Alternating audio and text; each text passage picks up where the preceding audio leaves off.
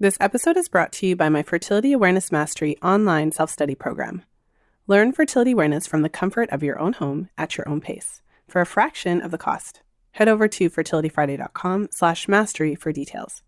That's fertilityfriday.com/mastery. This is the Fertility Friday podcast, episode number 420.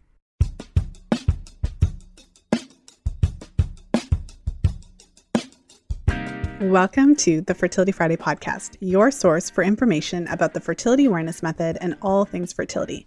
I'm your host, Lisa Hendrickson-Jack. I'm the author of The Fifth Vital Sign and the Fertility Awareness Mastery Charting Journal. I'm a certified fertility awareness educator and holistic reproductive health practitioner with nearly 20 years of experience teaching women to connect to their fifth vital sign through menstrual cycle charting, balancing hormonal health, and optimizing the menstrual cycle without hormones. I'm outspoken about hormonal birth control and its impact on fertility and overall health because you have the right to know how your body works and how artificial hormones disrupt that natural process.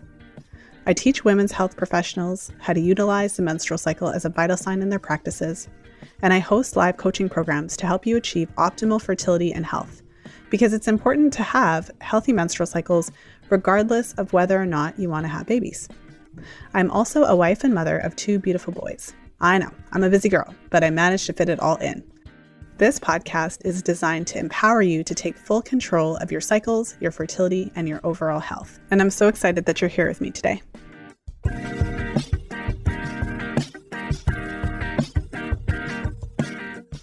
Today I'm sharing an extremely powerful and very informative interview with Stasha Washburn.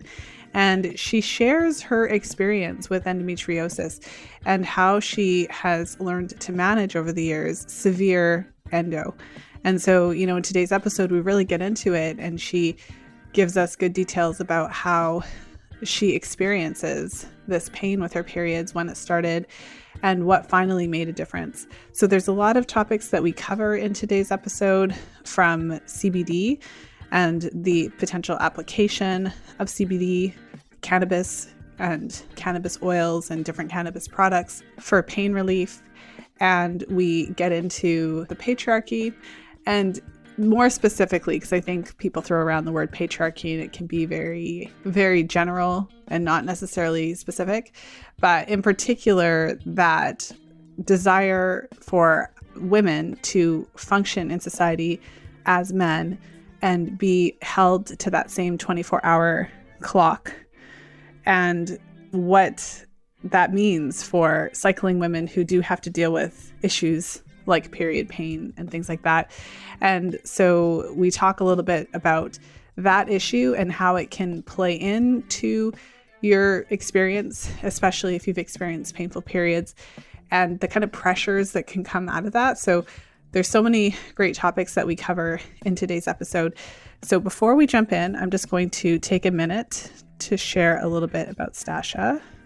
Stasha is the period coach, the bloody kind, not the grammar kind. She is the founder of Period Coaching School, certifying coaches to incorporate menstrual cycles into the work, and the author of The Revolution Will Be Bloody. Stasha is also a dancer, cook, sword fighter, Tai Chi practicing speaker, skateboarder, INTJ, foul-mouthed, football-loving, digital nomad. Basically, pinning her down is nearly impossible, and she'll go anywhere as long as there's a tea kettle and Wi-Fi. She is a certified holistic health coach, and 20 plus years of research has fueled her passion to reconnect women to the power in their period. Stasha is leading the bloody revolution to end the taboo of menstruation worldwide. So without further ado, let's go ahead and jump into today's episode.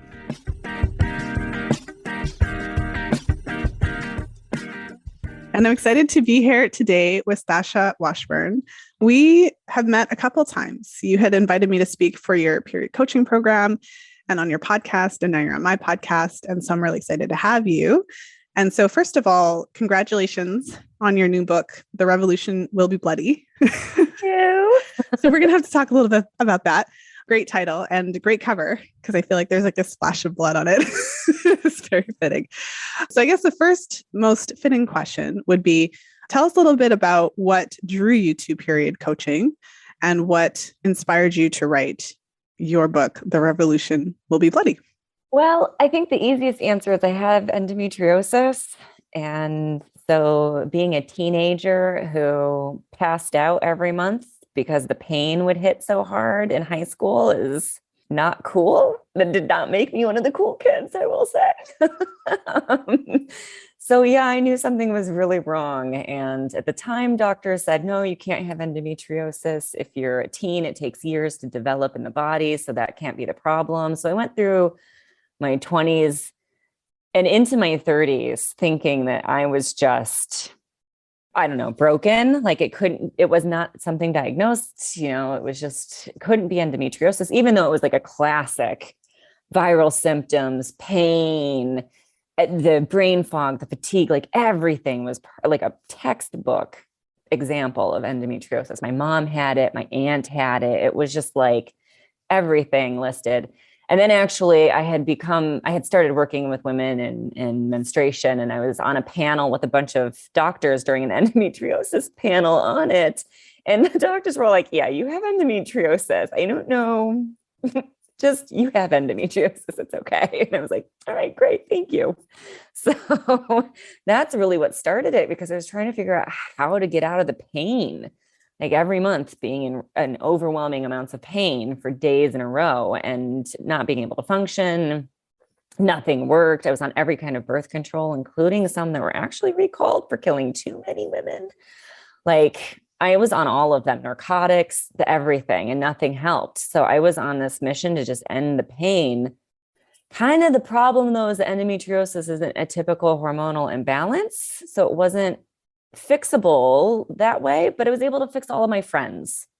So all my friends' problems, I was able to help and fix and get them back up and running. And I thought, I should just do this for a business. Like I can help everyone else. I might as well just do that. Like if I can help anyone else avoid what I went through, then that's a win for me. So I got my health coaching certification and then quickly moved into hormonal balance coaching, and then just sort of embraced the whole concept of period coaching as an industry and big umbrella. Mm-hmm. Well, thank you for taking us through that. I do want to stick on your endo for a bit because, I mean, there's just so much there. Yeah. It's like you don't say. So one practical question is, so for time frame, I'm not sure, you and I are probably about the same age, but give us like a decade. Like when was this, was it that long ago that you were going through this as a teen? And obviously everyone was just like with their fingers in their ear, like, la, la, la, it's fine, it's all fine. Yeah. I was a teen in the 90s. So I graduated high school in 98. And I was a dancer. I was very thin. I got my period later than most people did, but I was still in high school. So it was definitely like, I don't know, 96, 97, probably. Well, maybe even 95. I know I was a little bit later, but it's funny because my mom had 4 kids and none of us can remember when I got my period. Like I think I've blacked out most of my high school experience, but none of us can remember, but somewhere in the 90s. And then, yeah, through the 2000s and even into the 10s I think that was my 30s is when I really started to figure things out and how to get it into like a semblance of remission, I call it, because I know if I screw up, I'm right back to where I started. So I call it remission. But yeah, so 90s, early aughts. Yeah. So yeah, you and I are around the same age because I graduated in 2000. Mm-hmm. I just wanted to put that out there because, it was a while ago. You would think, oh, it's so much better now. It's been 20 years, it's right? Not, it's not. It's probably marginally better in the sense that you probably wouldn't have had a bunch of doctors being like, it couldn't be, because of your age. I think that might be what's different now. I would hope. But that doesn't mean that it is. It's so interesting how you can have certain symptoms and experiences. So this is something I'm sure you hear a lot as well. So in your case, it was like, you're too young to have this condition.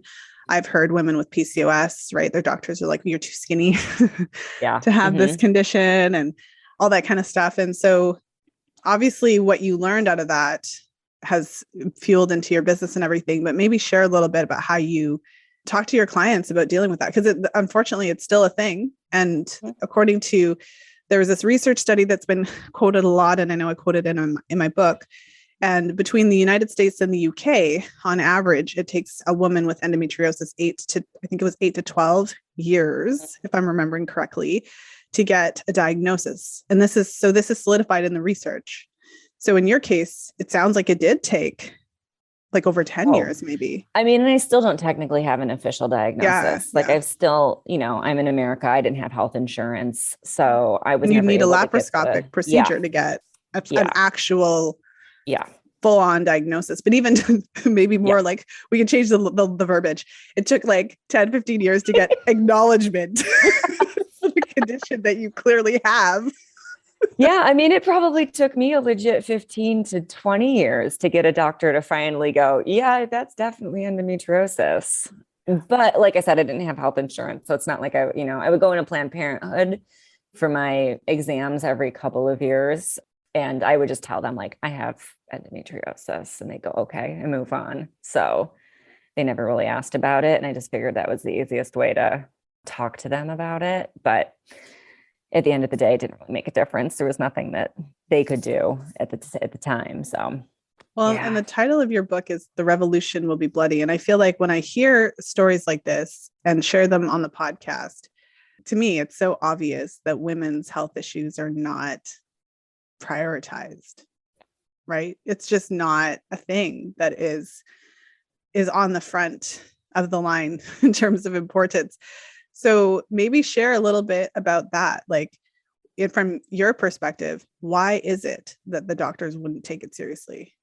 Yeah, for the most part, they just kept saying, well, if you're not responding to any medications, then it must just not be a physical problem. So at some point, it just went from, well, we've put you on every kind of birth control. We've worked you up from prescription ibuprofen into narcotics. It doesn't make any difference to your pain levels. So it must not be a physical problem. And that was that. So meaning, for anyone who didn't catch that, it's literally an emotional problem, and it's in your head, and you're basically making it up. Yeah. They said everything except for just saying, you're making this up. It must be in your head. Like, they said everything that it's not, leaving just like, otherwise get out of my office. Yeah. I did have one doctor who I have to give her credit for, even though she also said, I don't think it can be endometriosis. It needs time to develop, but she at least tried. She's Native American heritage. And she was like, well, let's try cooking differently. Let's try getting your energy levels up. Let's try I tried being vegetarian. I tried being vegan. I tried a few things even in high school, just to, way, way, way back in the day, to try and do it. And it actually made it worse. So she was like, well, let's try eating red meat. Let's try cooking in iron, in cast iron. So she at least tried. And I do have to give her credit for that. But yeah, at least to have that acknowledgement that it could have something to do, that probably put on your radar that it could have something to do with my diet or how I'm eating or.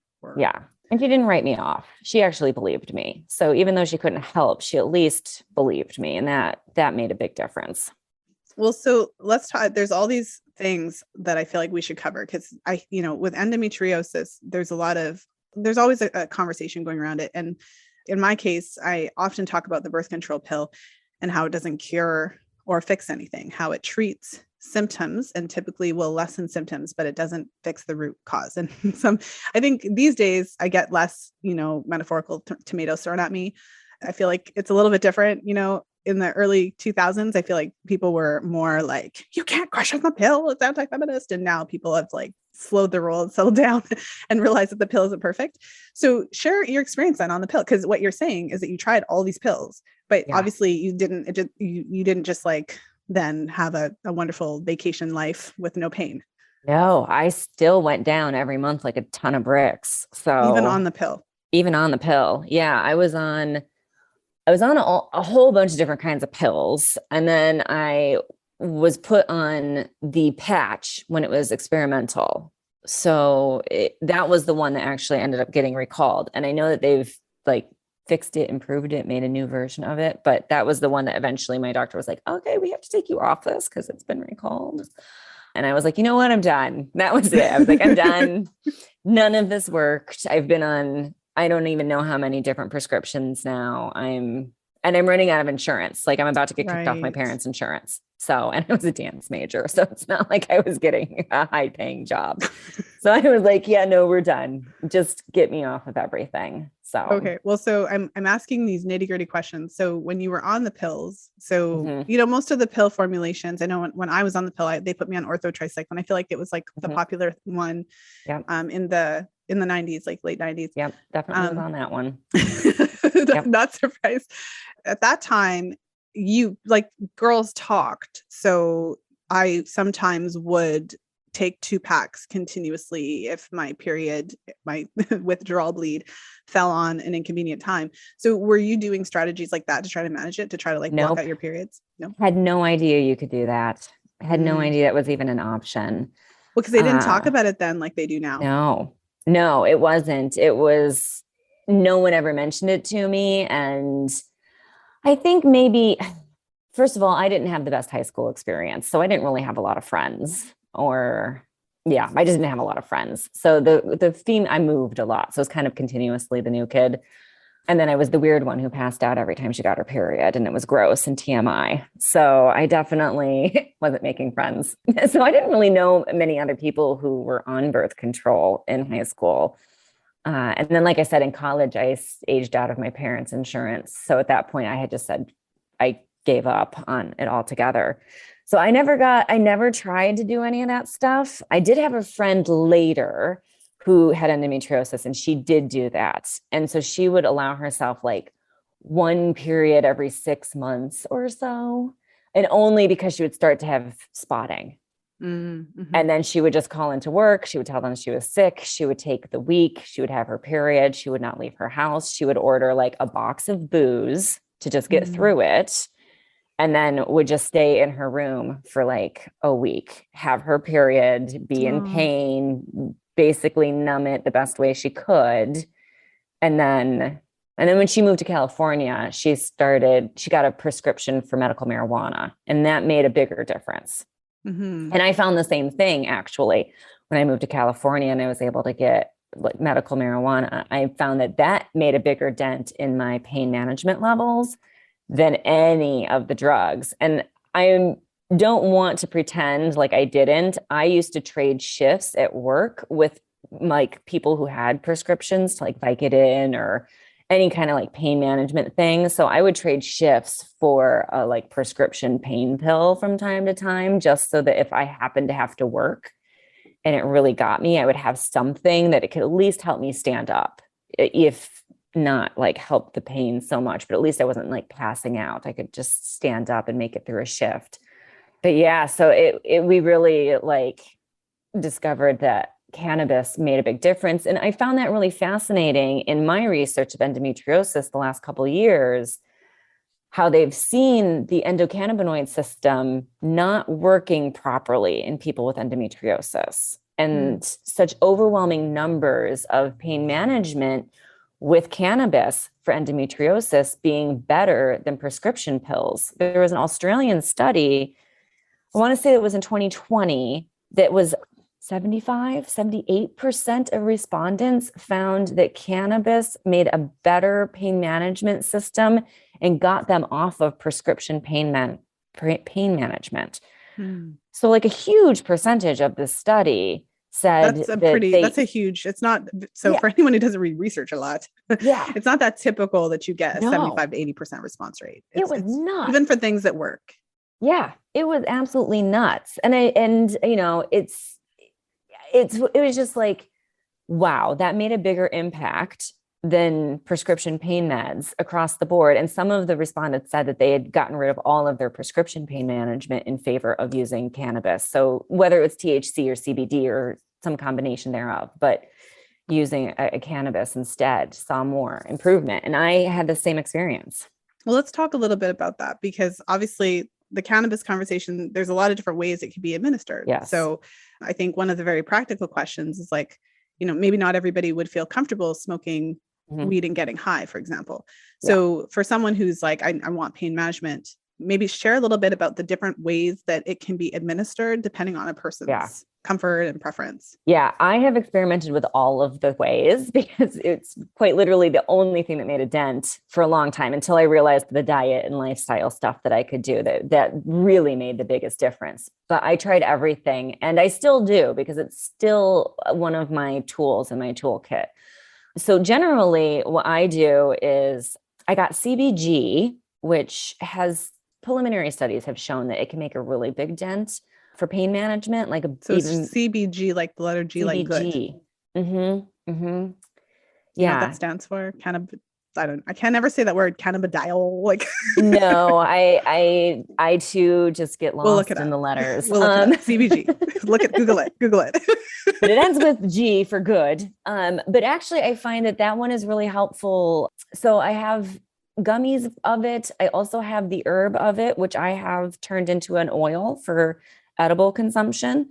And I kind of rotate between smoking and edibles. So oftentimes when I know I'm getting into that pain window, I'll take an edible, but I will also smoke something. So while the edible takes 40 minutes to an hour to kind of kick in, I have that bridge of smoking something, which I know not everybody loves, but for me, it's a nice way of bridging the gap until the edibles start to really kick in. So the CBG is the edible by itself or the CBG by itself without the smoking would do so in your experience, still it does help. It just obviously it takes a bit of time for your body to process. It does. Similar to an Advil. Yeah, exactly. I mean, like last month we had my partner's daughter with us when I got on to day one. So, obviously I don't want to set a bad example and be outside smoking, at least, at the moment. So maybe when she's older and understands, but so I just did edibles the whole time. Like I had a spoonful of the CBD olive oil that I make. I just had a spoonful of that first thing in the morning because I knew I had woken up at about 5 a.m. with cramps and I was like, okay, here we go. So I just went and took a big spoonful of the CBD oil and just as effective. It just takes a little longer to kick in. So, well, and another question you can tell, I'm like, well, of course it's a show. So of course, all of the questions. So does it require the THC component in order for it to have the pain? I will say for me, it makes a difference to have a little bit of the THC as well. Like it helps to activate it or something. Or maybe it just helps my anxiety go away. So I'm not holding on to the tension because there is PTSD with endometriosis. Well, I'm sorry, just for the listener who may not know. So the THC, I Google it. That word is really long. That's the active compound in cannabis that makes you high. Yes, it's the what I call the fun compound. It's the one that gives you the high. But, it's like anything else. Like you can have a glass of wine and you're just a little bit happier. You can have 2 glasses of wine and you're buzzed. You have 3 glasses of wine and now you're drunk right? So it's like the same thing. So you can have a little bit of THC and for me, it's just enough to release the anxiety a bit, release some of the tension, relax, maybe get out of my head a little bit, relax I find that I can get into the muscle of the pelvic area and kind of just relax the muscle and the pain will ease off. So for me, it's that nice combo of the two. But like I said, even if I'm just on the road and need something, even just like a CBD oil or gummy will make a difference. So what I can get. Yeah. So for me, I mean, I will never know, I think I may have had a touch of endo, but on the scale. So, and one of the things that you've probably noticed as well is everyone minimizes their pain. Because I felt that coming on, right? That tendency to minimize my own pain. So I'm going to call it out.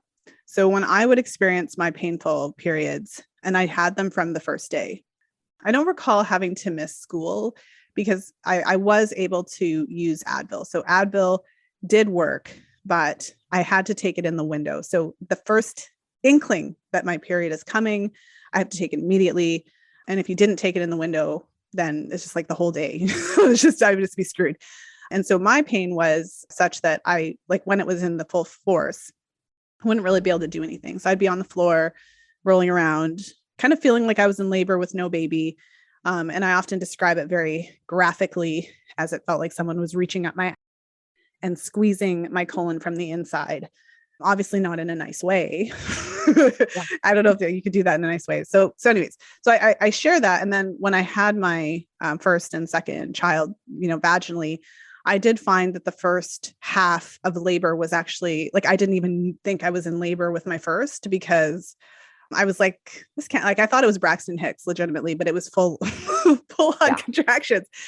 So just to give a sense of like, for any, one who heard that it's like in your head, it's not. So I'd love for you to take a minute to describe the pain, and however you need to describe that with whatever language makes sense, so that if anyone hasn't experienced it, or if we have an honorary man listening, that he could try to understand. So for me, it started off often a week before my actual period would come, with feeling like I was being stabbed from the inside out, or like there was a crown of barbed wire inside pushing out, but also squeezing in. So it really felt like it was internal, and it really felt like it was squeezing and pushing at the same time. And the closer that it got, the worse it got, to the point that the pain would hit me and it would come in these waves that would just crash, and I would go completely white. And if you're listening, just know that I am Polish, so you don't get a whole lot whiter than me. But like, even people around me would go, oh, girl, what you've got, like, you're gone, you're a ghost, you have no lips, you're completely, what's happening? And I would start to sweat. And then if you imagine having the worst food poisoning of your entire life for a week straight. So you're sweating, you're shaking, you're freezing, but you're sweating, and you're just shaking uncontrollably. You're being stabbed inside, just all the way around, from back to front, the whole pelvic cradle, from belly button to hips. Just completely felt like it was on fire, being stabbed. I couldn't stand up. I couldn't get out of the fetal position. I was on the floor of the bathroom. My dad wanted to call an ambulance. My mom would say, it's her period. What is an ambulance going to do? I would pass out. I passed out in the shower. I passed out in front of my locker. I passed out in English class. Those are the ones that remember. I've tried not to pass out on the subway when I lived in New York City several times, clinging to the pole because it was cold, and I would just put my face on it and try and hold on to consciousness until I could get off the subway and home.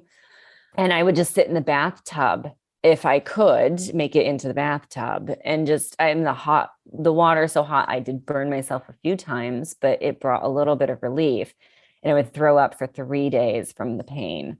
So long past having even bile left in me. I could suck on ice, which was nice because then I would have something to throw up.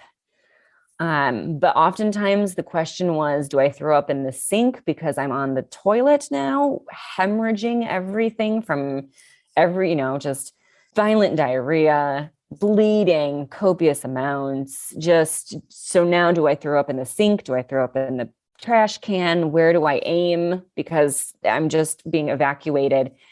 And not just for the, 12 hours that food poisoning gets you, but for 3 days straight, every single month. And nothing that I could do to avoid it. Nothing I could do to stop it. Nothing that I could do to ease it. I knew that as soon as I lived through it, I would be coming out the other side. I'd have about 2 weeks before we started again.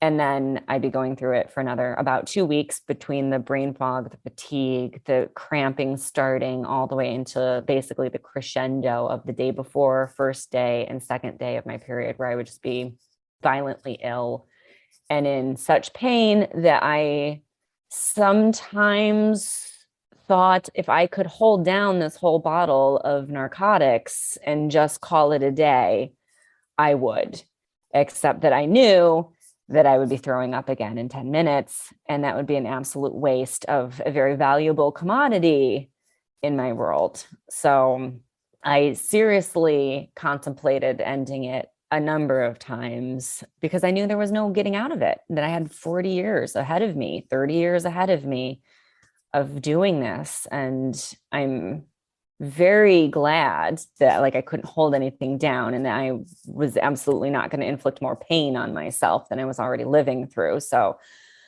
I'm very glad that that was what happened, because I did find a way to remission and I did find a way to not being in such pain. And now I've been able to work with other people and get them out of it as well. And I feel like I saved my life, and now I've been able to return the favor and help others and save some other lives along the lines. But it was no joke. I mean, I would have landed in the hospital many a times had I had health insurance, I'm sure, but I just didn't. So I just laid in the bathroom on the floor. My blessed roommate in my 20s used to bring me pillows and blankets into the bathroom and just work around me for those days, and just was like, it's okay. An amazing man, I have to say. Very, very gay, very, very amazing. Had nothing to do with periods, didn't want to know anything about any of it, but still was there with like ice chips and blankets and pillows and worked around me on the floor of the bathroom. And God bless him, because I think he probably was one of the big reasons I stayed alive through my 20s. Wow. Yeah. I've heard a lot of stories. I've never heard a story like that. Yeah. I'm so sorry you had to go through that. I am too. I definitely, I think sometimes today that you go through stuff like that and you have to look for the silver lining, because otherwise it's just crushing. And I am very thankful that I found a way through it. And I am very thankful that I've been able to help others figure it out as well. And I'm thankful that it brought me to doing this work, because it really, boy, made me very angry. And it took me a very long time to get through that anger, but now I use it for good. Well, so after hearing your story, and I mean, thank you. That's why I ask. I always ask because, that can be glossed over. So I always try to ask you to describe it for yourself. So even going back to the beginning of our conversation, when you mentioned that you went to all these doctors and they were like, no, you're too young. So did that mean that what you were experiencing was normal? There's nothing, if there was a man, I always have to go there.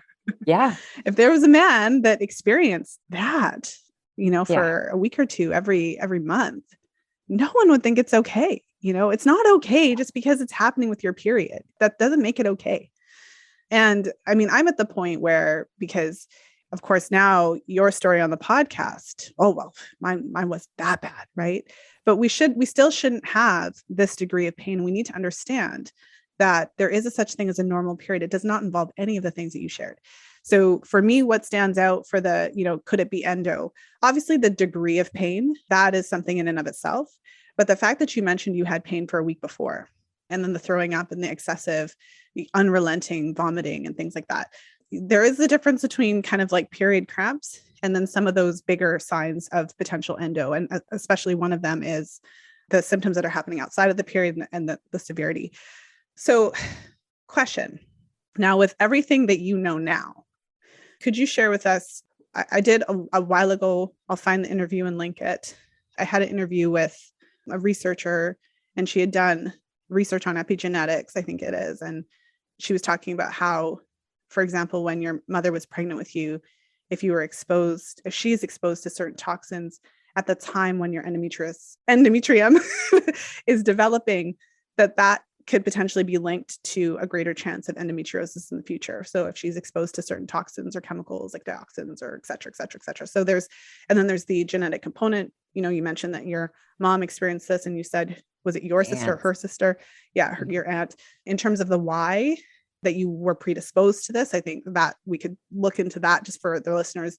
There's probably more as well. But then in terms of the environmental factors that obviously worsened it. So from that perspective, if you could go back and pick up that lovely girl on the floor and give her hope, like what would you tell her? Maybe just take us through some of the strategies that you've now learned, incorporated, and use with your clients. I think probably the thing that would have the biggest impact would say, stop trying to fit into this patriarchal hustle culture and take care of yourself before anything or anyone else. I think that one of the biggest mistakes people make is trying to get their hormones back into balance help deal with, whatever the problems they may be having to get back to normal life. And it's not about getting back to normal life. It's about recreating a life that takes care of you. I tell myself now, don't forget this when you get into menopause. If the symptoms end with menopause, which doesn't always happen, people do have endometriosis into menopause. The pain can still jump and activate, inflammation can happen. And I know that my endometriosis now, every injury I've had throughout my life is inflamed and aches. My knees, the arthritis in my knees, the wrists that were crushed, the shoulder from the car accident, like everything hurts in that time, just aches.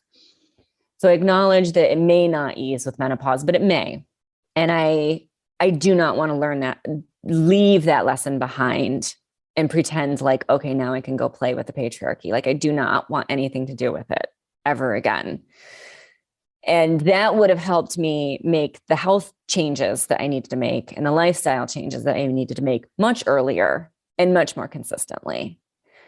Every endo person that I have worked with has some kind of inflammation, whether it's like a gluten insensitivity or dairy. And honestly, it's been one of those two with everyone or both.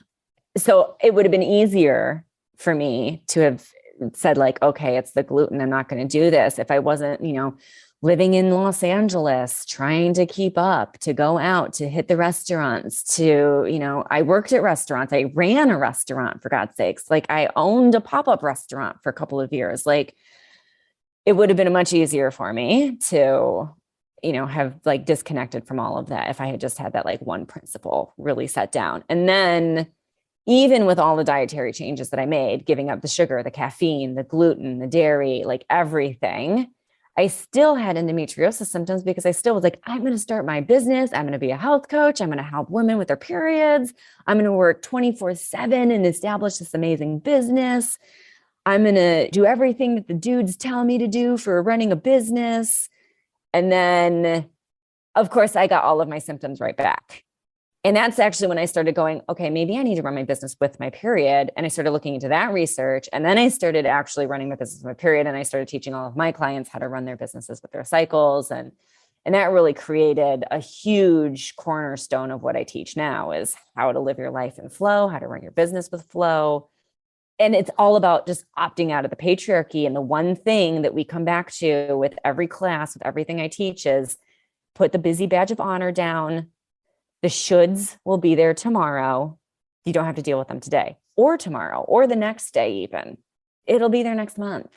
The like letting go of that panic hustle culture that's been so ingrained in us makes a bigger difference than anything else, but it's the hardest too. Just popping into today's episode to invite you to join my Fertility Awareness Mastery online self-study program. If you're looking for an informative and comprehensive DIY option for learning fertility awareness, I've got you covered. This program is the most comprehensive fertility awareness self-study program available. And the best part is you can learn at your own pace in your living room for a fraction of the cost of one of my live coaching programs. Head over to fertilityfriday.com/mastery for details. That's fertilityfriday.com/mastery. Now let's go ahead and jump back into today's episode.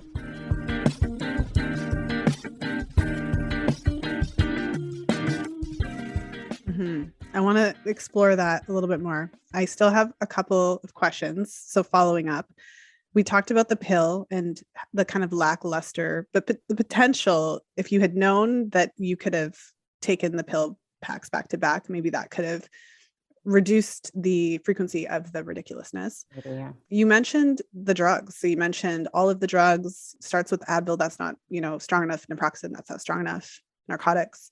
So tell us about briefly, like I basically want to cover all the parts to this endo, because the one thing that I found, like I said, my experience, I thought it was pretty bad, right? Like it was not good. I couldn't function. It wasn't the same degree of severity, but I tried a bunch of stuff, right? Like you try this and that, and you're kind of looking for this magical thing, but there is no magical thing. Like there's things that help, like you said, tools in your toolkit, but the lifestyle factors are more. But talk about the drugs. So did any of them work? And it sounds like you were vomiting them up. So there would have been a limited amount that they could have worked. Yeah, if I could get, like you said, if I could get one in at the very first whisper of pain, I could get one in, and that could help. But And would it, sorry, so your pain was obvious, like I'm going to say it and correct me. Your pain was obviously a 10 out of 10, yeah, probably yes, more than that. yeah, So if you were to get the drugs in at the first whisper, would it yeah. go down to a, It's almost like the pain didn't go down. It just made me a little less conscious. Like, so the prescription ibuprofens, right? Like the horse pill ibuprofens and like the codeine coated Tylenols, and none of those made a dent at all. But when I got onto the narcotics, I think Darvocet was the one that made the most impact, but it wasn't so much that it made the pain go away. It just kind of made me a little bit unconscious. Like it just sort of made me like nap a bit. Like I'd be laying on the couch. I remember thinking like like the Batman cartoon was very colorful, even though it was like black and white. And like so you were like a little loopy and hallucinating. that made it more tolerable. Yeah. Yeah, I was a little loopy. I was on the couch, but I would have dreams about being stabbed. I would have dreams about Oh my barbed gosh. wire being wrapped around my hips and cutting me. And I would wake up thinking I was bleeding. Like I would wake up and put my hands over like where my uterus is or my hips. And I looked down at my hands expecting to see blood because it just Wow. like I would have these dreams that I was being stabbed or cut or ripped apart or literally physically being ripped apart. So is that better? Like, Well, it kind of because made me feel weird. yeah, like those are like in a way, Yeah. like, so I think I've only taken the crazy pills a couple times for different, like I had migraines probably because of the pill. I didn't know it at the time. The only Yeah. time I ever had migraines was on the pill. And so then my doctor, instead of being like, hey, the pill could cause migraines, of course, this was the 90s. So he's like, oh, take this other pill. I just remember having like a hallucination. It really freaked me out. And then I kind of never took the triangle crazy pills again. So I guess part of the reason I want to go through this is because to poke holes in the medical model, I guess, like we do need to have access to these types of painkillers. They probably have better painkillers now, I would imagine, but some of them are probably like really highly addictive and like super problematic Yeah. in other ways. Yeah. But this is the thing, because ultimately none of those, like you tried all of those solutions and not one of those things gave you the lasting success. It sounds like the CBD option, like the cannabis option, has really made a difference, and that would have made a big difference in your life, likely if you had had access to it earlier. So it sounds like there's like pieces to it. So the diet and lifestyle pieces, reducing inflammation, I feel like that helps you to create a level of stability that is manageable. And then the other things help to like take you the rest of the way there. Was that your experience? 100%. 100%. So I started using the cannabis stuff before I figured out the lifestyle things and the diet things. And it made it so like I could rest. Like I still might have been in pain, but I could get into the bathtub and I could hold things down. Like it really helped with the nausea a lot. So like I could hold water down at least. Then when I made the diet and lifestyle changes, it's now like that cannabis makes it so that like I can eat food. Like I can, and I find that when I can eat, the cramps are reduced. The pain also diminishes. So like if I can fuel myself, the pain isn't as bad. So it's this kind of incredible feedback loop where it's like removing the inflammation, removing the stress and patriarchy, lifestyle stuff makes, yes, a great baseline. Like I know that I'm going to be okay now. And like I can tap through the anxiety and be like, even though this was a shit show in the past, I'm going to be okay. And I love and accept myself completely. Like I can tap through it now and it's okay. But then I can also, like, I reach that point in my cycle where I go, okay, I'm not doing anything anymore. Let's have some CBD. Let's take a nap. Let's have some THC. Let's take a nap or like watch a movie or whatever. But like, those are my options now. Like we can take a nap or watch a movie or take a bath. And then that THC helps with the nausea and the appetite. So then I can eat something. So like my boyfriend knows exactly what foods I can eat on my period that won't make things worse, or they're soothing foods, so to speak. And he'll come in and he'll be like, here's a cup of buckwheat porridge for you, babe. And I'll be like, oh my God, this is amazing. And like I can eat it. And then that further reduces the pain. And it also helps increase like my energy and helps get rid of that brain fog because I've got some fuel. So it's this beautiful loop now that I can actually kind of help encourage and get through it, which kind of creates an upward spiral. Whereas without those tools, I have the downward spiral because I can't eat, which makes the fatigue worse, which makes the cramps worse, which makes the pain worse, which makes me unable to eat more, which then makes me nauseous, which then puts me in the bathroom going, oh my God, I'm going to start throwing up again. And that to me is one of the signs that I'm not okay. Like nausea is my kind of barometer now. So if I hit nauseous, it's a bad one. And I haven't actually thrown up in a long time, but that nausea, but that's because I have the tools now. So if I hit nauseous, I go, okay, I can't wait for this edible to kick in anymore. Like I need to go smoke something. And usually I do a CBD with a little sprinkle of THC, and I'll just go smoke that immediately, which will help reduce the nausea. And then it's like, okay, now I can breathe. Now I can get the edibles can have space to kick in and do their thing. Mm-hmm. Yeah. Well, so if anyone missed the kind of overarching, elephant in the room, is that endo is obviously a chronic condition that you manage. Yeah. At least at this point in time. Yes. So it can be managed with the dietary lifestyle pieces and then the other tools depending on the situation.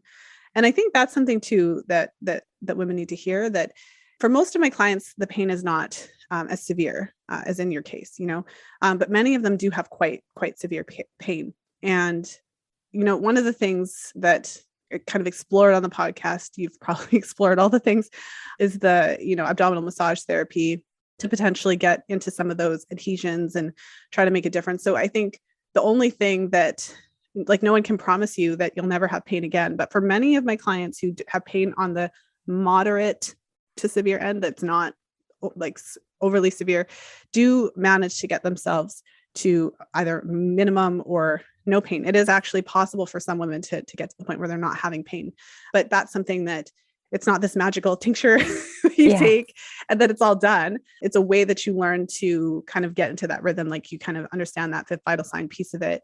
And you're kind of, into that. So you have mentioned the patriarchy a few times.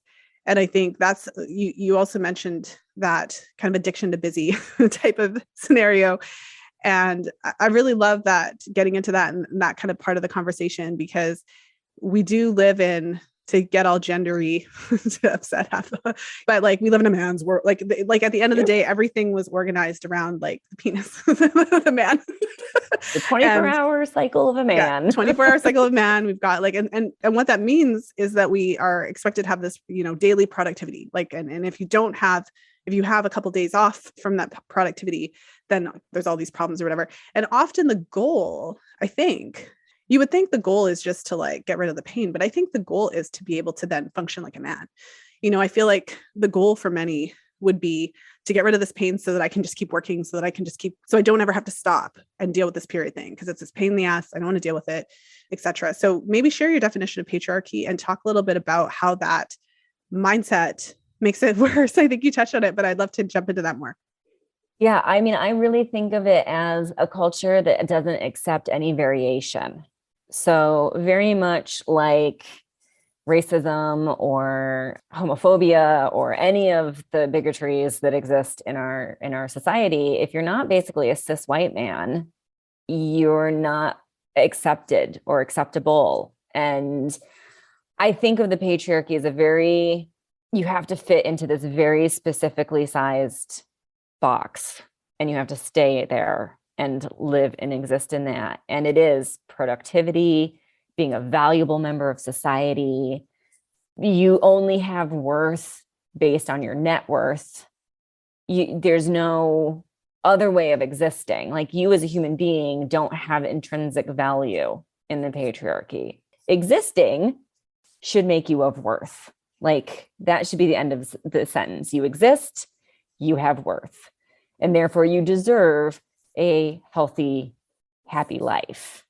And we don't give ourselves that because we're so busy trying to keep up with the Kardashians, so to speak, and achieve and get the notoriety and the award show and I've got 8 books out, I'm on a TV show, I'm a speaker, like all of these things that, you know what, you can actually do that without the patriarchal approach.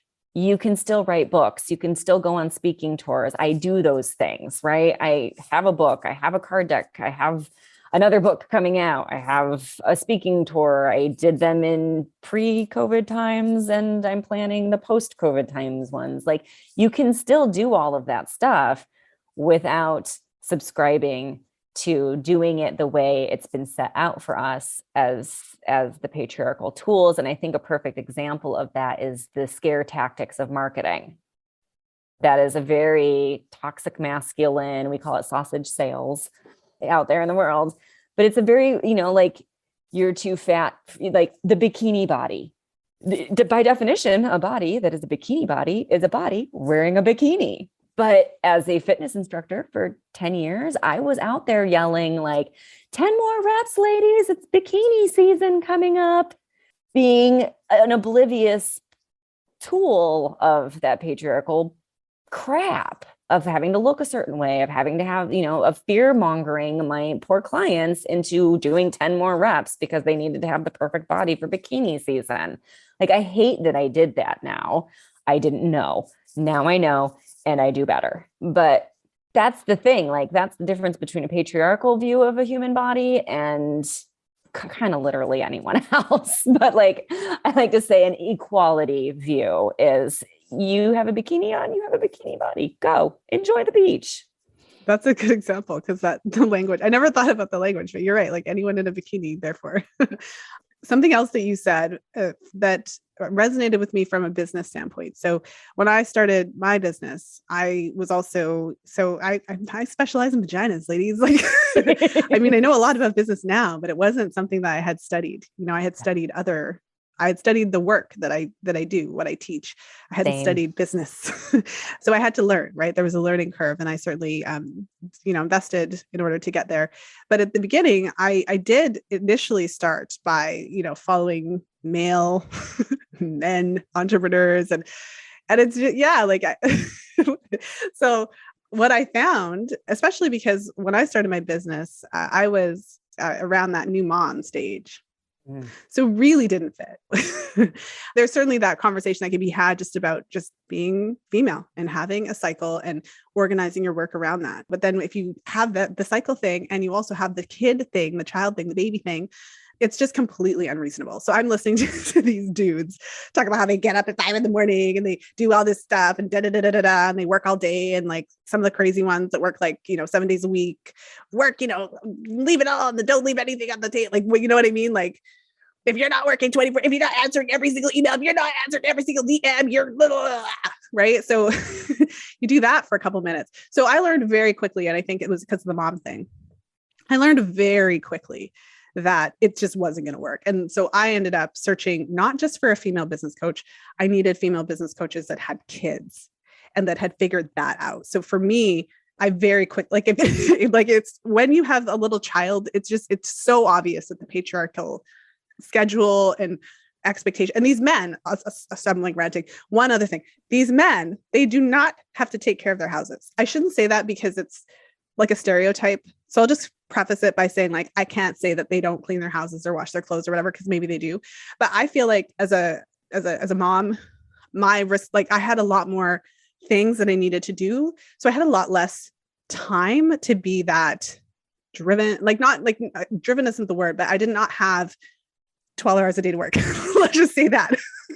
Anyway, so I'd love to hear your experience with kind of like going from that male perspective, 12-hour schedule versus what you created and what you teach as well. Yeah. Like, let me put it into perspective. I went to college on a talent scholarship, an academic scholarship, a work study, and I worked for student government to make money. I had an apprenticeship, and I had 2 majors that I completed in 4 years. Well, okay, not quite true. I could have completed it 2 weeks out of the month.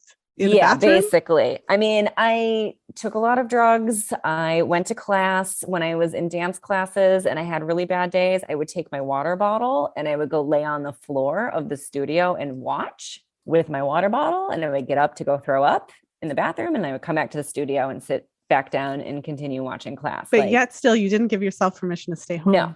No, Mm. no, because that's not, that's not what you do. Not if you want to be successful. So I did all of that. I did minimum 21 credits and I did all 3 semesters. So like I never was not in school for 3.5 years. And meanwhile, your body's literally like screaming at you to like slow Yeah. the hell down, like Yeah. literally every Yeah. month. Desperate for a break. Yeah. Yeah. Yeah. So I like type A. A little, you think? Driven perfectionist is one way that you could describe me. Wow. I feel like this whole conversation, like layers have like, right? So it was like the first layer was like, the doctors didn't believe me. And then the second layer was like, this is the pain. This is how bad it is. Or like, this is how I managed it. And I could see some people being like, whoa, like CBD, like, especially if they have issues with that, because it's controversial, right?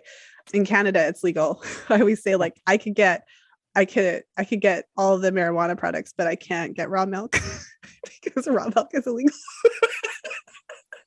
It's legitimately a thing. Look it up. Same. So yeah. So if someone was like, "Oh wow, that sounds kind of like whatever," and it's like, "Oh wow, it was like that," and then to add on to it the fact that you were really driven and really not giving yourself an extra year to complete your program. No. I decided, well, and I will say at the end, so I was on my third and a half year. I sat down with my advisor. She said, the only thing you have to do, so I'd completed my dance degree. I had to do a semester of student teaching to get my English literature and secondary education degree. And I looked at her and I went, no, I'm done.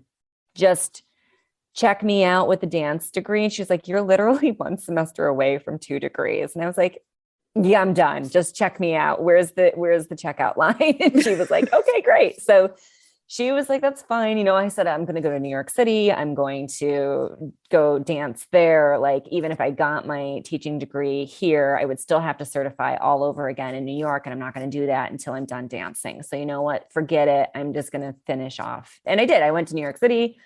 I went to Martha Graham Company. I did my best. I got invited to audition.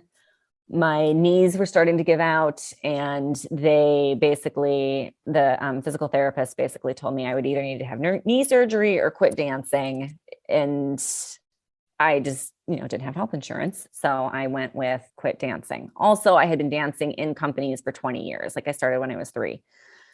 So I had already had a 20-year career as far as I was concerned. So around 23 is when I said, you know what, I'm going to just stop doing this. And that was it. I was burnt out. Now looking back, I realize it. I was burnt out.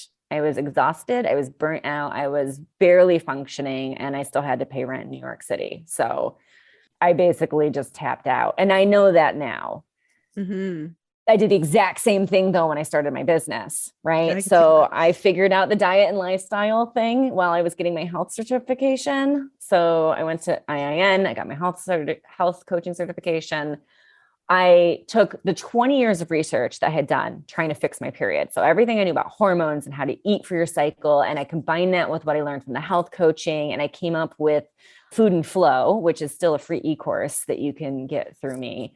But it's a 30-day eating program where you eat with your cycle. You choose foods that you love. You can get rid of things that if you suspect you want to get rid of, like I went gluten-free and sugar-free and caffeine-free to do it. So you can kind of pick, choose your own adventure but it's all these foods that help support your cycle in each phase. So I put all of that together. I tried it myself, and I had my first, what I call pain-free period. It was the first time I had my period. I didn't know it was coming. Like I was getting fatigued. I was getting the brain fog. I was getting a little crampy, but like I got my period and I was shocked because I wasn't on the floor already in pain when it came. So I was absolutely blown away. And I was like, okay, this works. Oh my God, this works. Like I can do this. I can health coach. I can work with women. I can help other people with period problems. Like, let's go do this. So then I followed the advice of, working 7 days a week, hustling. I had the pop-up restaurant. I was still teaching fitness classes. I was still teaching like ballet bar and yoga and Pilates. I was still working at a restaurant, waitressing. I was still running my pop-up restaurant. I was still running my farmer's market booth every Sunday. And I was starting to see one-on-one clients as a health coach. So then I had a really bad period, like 6 months later, for obvious reasons. And I was back on the floor of my bathroom and I went, oh my God, there's nothing left for me to give up. I can't, the only thing I can do now is to give up time. And that's when the light bulb went off and I went, oh, that's exactly it. I have to rest. Like I used to be able to spend my period in the bed, resting. Yeah. And now I'm back on the floor of my bathroom. I need more rest. So yeah, that was when I was like, okay, how do I run my business with my cycle? Like, how do I work for 2 weeks out of the month and have a successful business? And I got rid of I stopped teaching classes. I stopped working for other people. I just ran my restaurant and had my one-on-one coaching. And that's when I started seeing studies come out. They were like, your estrogen is tied to your verbal skills and your spatial skills go with your progesterone. And I was like, okay, so like if I do my writing work when I've got higher estrogen and I do like my graphic work when I have more progesterone, like, okay. So I started doing that. And then all of my clients had businesses. So I started like experimenting on them. I was like, we're going to try doing this together. And they'd be like, okay, let's do it. So we all experimented. I spent a year experimenting on myself and my clients and realized what worked and that I could run a full-time business in on average 22 hours a month, which is still my average. Mm-hmm. And that's not like, all the questions. I'm so glad that you took us through that. Cause I mean, that's what you don't get when you follow all the male influencers with these businesses and whatever. Cause like I said, I feel like, and again, stereotypically, forgive me, but at the end of the day, a lot of these male influencers, even if they have kids, they have a wife that takes care of those kids or they have help. I don't know that men necessarily, I'm just making this up, so forgive me, but I don't know that men necessarily have as many hangups about hiring help, like hiring an assistant, hiring someone to clean their house, like that kind of thing. Whereas it took me a lot of business coaching to feel comfortable getting support, actually having to acknowledge that the business is a real thing. And I can't actually physically I literally can't actually physically babysit my kids while working and cleaning the house and making dinner. Those are like separate tasks. Childcare is a separate task to house cleaning, which is a separate task to cooking, which is a separate task to running the business. If you can understand that, then you're kind of like welcome. That's step one, just literally understanding that they're different jobs. But I feel like men don't necessarily have the hangups around that or the judgment around having someone else do it for them. They don't. I have business coached thousands of people, right? So I worked for Ryan Eliason, who is an enormous 7-figure business coach in the US. And I did business coaching for his clients. Like he doesn't do one-on-one coaching and he hasn't for a long time. I business coached for him and I had male clients. I mean, they try to give me most of the younger women so that I could actually help them. But I had to have my handful of men and I business coached in the Facebook groups, which were thousands of people, right? So I have quite literally business coached thousands of people, men and women. And I can tell you right now that when I say to the dudes, what kind of help and support do you need? They're very clear. Well, hate making food and I'm going to hire, I'm going to order in a box service or whatever. They're very clear and confident on I don't want to do this. I'm hiring it out. Whereas the women are well, if I don't make dinner, then my kids will just eat chicken nuggets every meal. And that's not good. So I can't do anything about that. And the women will wishy-washy through the help that they need far longer before making a decision than my dude clients ever did. Yeah. But clear as day. You realize at some point. So I think it was actually beneficial for me to have young children as I was building this up because you literally can't. I had a realization actually after I had my son.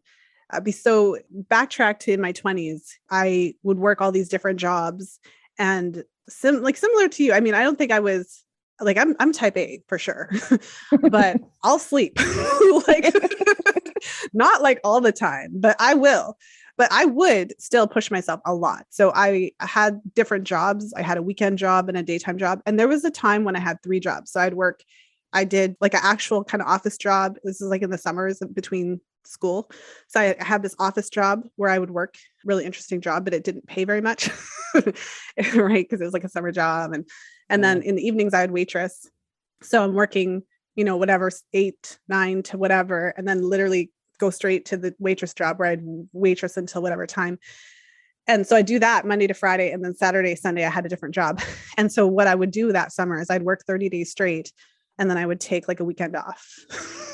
And the weekend off wasn't sleeping. Like I would drive down to visit my friends and we'd go party. So do all the laundry. Yes. So the realization that I had when I had my son was that I could no longer work more. And that was a huge thing for me, where there was no more time. And I can't do an evening shift. I can't do overtime. I can't do another job. I can't do any of that stuff, because I've got a child and I want to see him. I didn't have a child so that I could never see him. Right. So anyways, that was a huge thing for me. And I think for a lot of women, that might be their breaking point where they're like literally losing their crap. And then that's when you reach out and get some business support, and you have a lovely business coach like yourself who's like, can you just get some help? Yeah. You don't have to do it all. And this plays right into what you're talking about with organizing things around your cycle. We could talk all day, and we should probably start wrapping up here, but share with us, I guess, just how this approach has helped your clients and you. Because I mean, it's when you think about it after, it's like, duh, that makes perfect sense.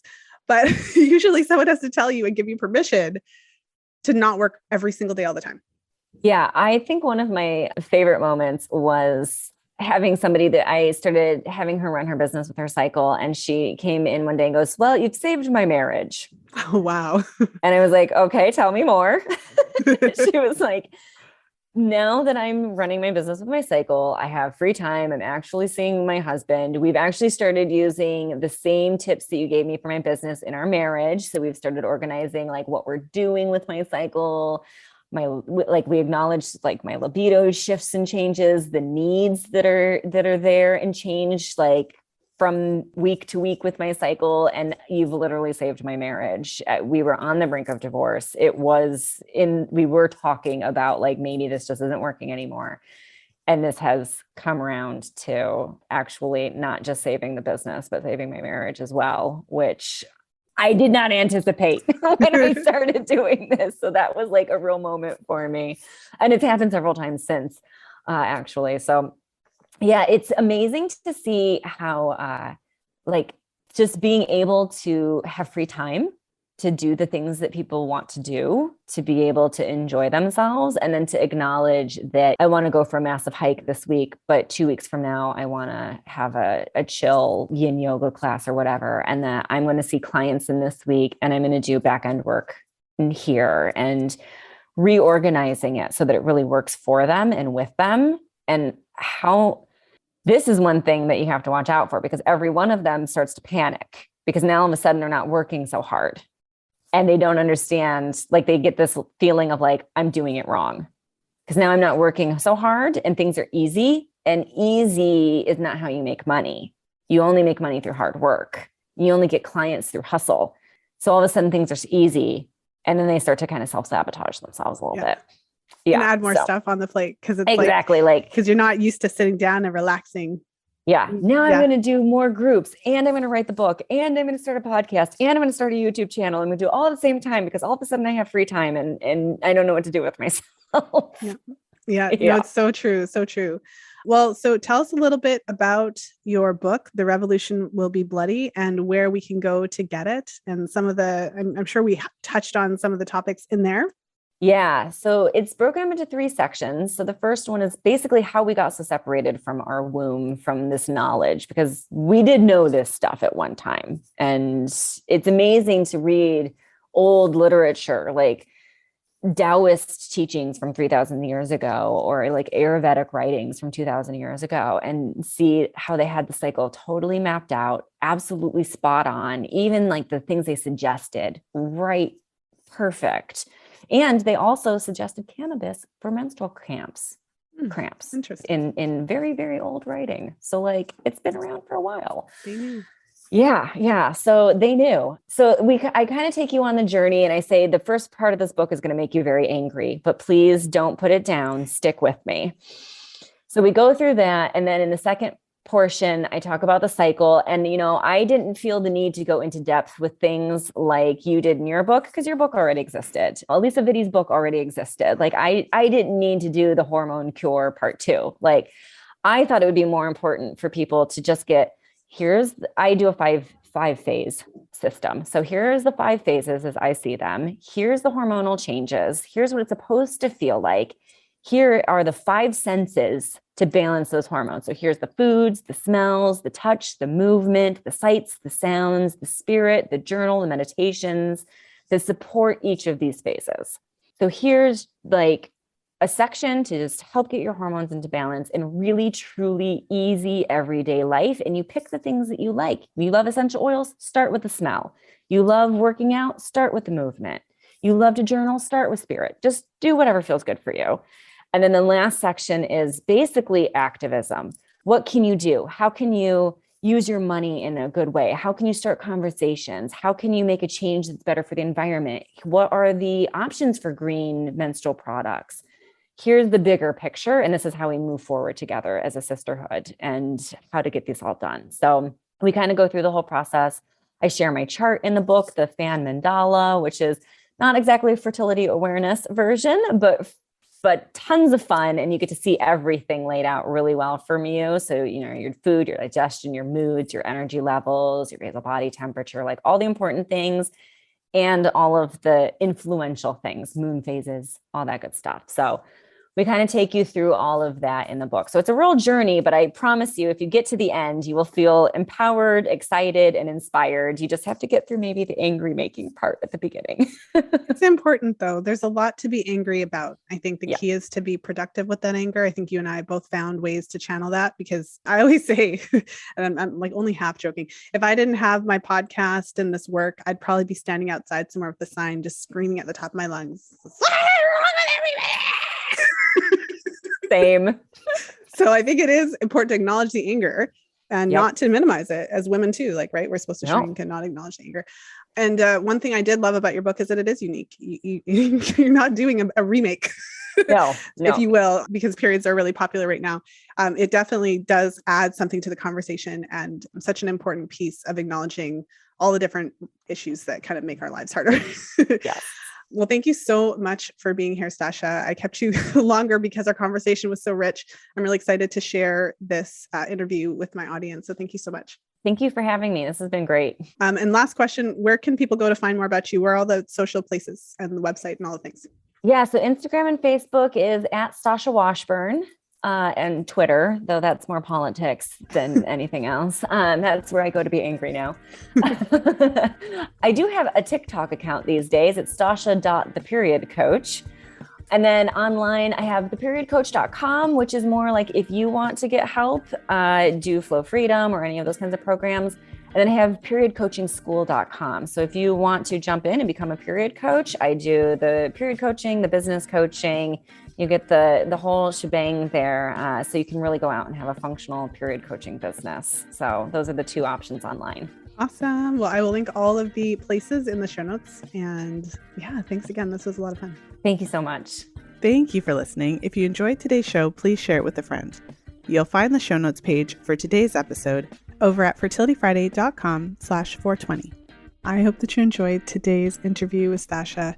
I just found this conversation to be so powerful, and I loved all of the topics that we were able to delve into.